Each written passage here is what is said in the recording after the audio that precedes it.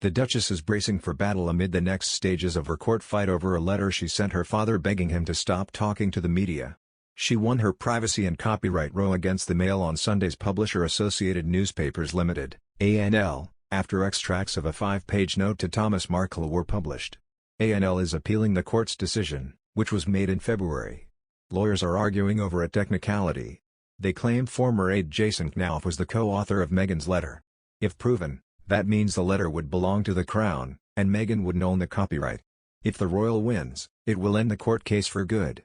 But if the newspaper claims victory, the case will be sent for a trial in which Meghan herself would have to give evidence and face questioning by lawyers.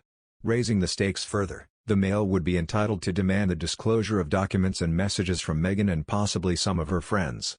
Mr. Knauf emphatically denied co-writing the letter, with his lawyers saying it was the Duchess's letter alone, the court has previously heard. Another news, royal commentator Danielle Elser wrote in the Australian news outlet, "I personally think that Meghan Markle would be a sensational political operative who embodies the sort of progressive values that could translate to real gains for Americans. Vote 1 Meg. But, the Duchess of Sussex? She belongs nowhere near the White House." Republican Senator in Maine, Susan Collins, earlier told Politico, "Much to my surprise, she called me on my private line. She revealed, she introduced herself as the Duchess of Sussex, which is kind of ironic." The senator added, "I was happy to talk with her. But I'm more interested in what the people of Maine are telling me about it."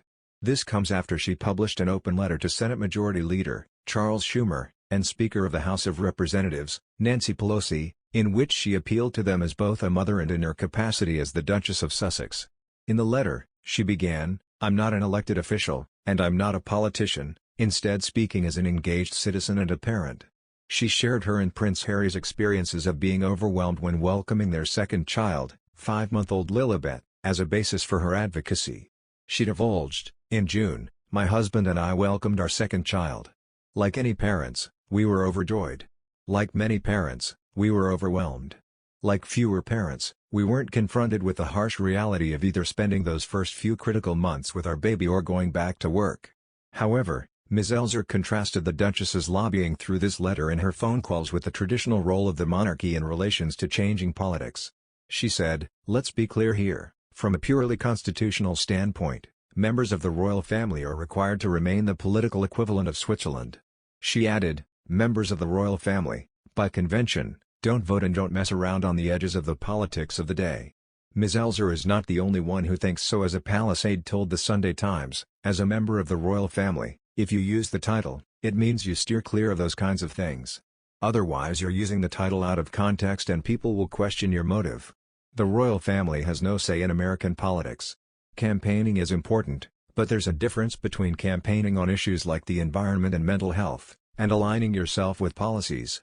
The Duchess of Sussex doesn't have the right to have a more powerful voice, on the issue, than any other mother in America." This is what Ms. Elser zeroes in on with the Duchess of Sussex's most high-profile intervention in politics, where she has used her royal title to add weight to her case, despite the Sussexes' stepping back from royal duties in 2020. She said, "That's the sticking point here. Meghan Markle can be as vocal and impassioned as she fancies, and all the more kudos to her for doing so. However, the Duchess of Sussex is meant to remain stum." She continued, "For one thing, it makes her look like a hypocrite. She and Harry didn't want to remain a part of the royal stable but are happy to keep using the trappings that came with said job when it suits her purposes." The Duke and Duchess of Sussex are permitted to retain these titles following their split from the working royal family last year, but cannot employ the HRH titles which they previously held. Ms. Elser identified, actually officially removing them from the couple would require Parliament to get involved, which is highly unlikely. She noted, but one potential option could be for the 95-year-old monarch to ask them to no longer use their Sussex appellations, which is exactly what she did last year in regards to their stylings as His/Her Royal Highness.